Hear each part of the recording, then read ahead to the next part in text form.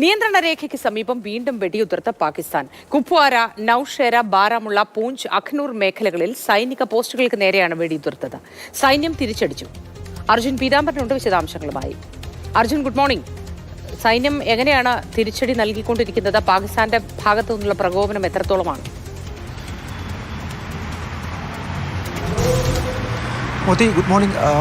തുടർച്ചയായി ഇപ്പോൾ 7-ാം ദിവസമാണ് പാകിസ്ഥാൻ്റെ ഭാഗത്തു നിന്നും പ്രകോപനമുണ്ടാകുന്നത്. ഇതോടെ ഈ നിയന്ത്രണരേഖയ്ക്ക് സമീപത്ത് വെടിനിർത്തൽ കരാർ എന്നൊരു കാര്യം ഇല്ല എന്ന് തന്നെ പറയാൻ സാധിക്കും. കാരണം തുടർച്ചയായി അവർ വെടിയുതിർക്കുന്നു, അതിന് തിരിച്ചടി നമ്മളും നൽകുന്നുണ്ട്. അത്തരത്തിൽ നോക്കുകയാണെങ്കിൽ ഒരു തരത്തിലും ഈ വെടിനിർത്തൽ കരാർ എന്നുള്ളൊരു കാര്യം ഉണ്ട് എന്ന് തന്നെ ഇപ്പോൾ പറയാൻ സാധിക്കില്ല. അതും കഴിഞ്ഞ രാത്രിയിൽ 5 ഇടത്താണ് ബാരാമുള്ളയും കുപ്വാരയും അഖ്നൂരും പൂഞ്ചും അടക്കമുള്ള 5 മേഖലകളിൽ സൈനിക പോസ്റ്റുകൾക്ക് നേരെ വെടിയുതിർത്തു.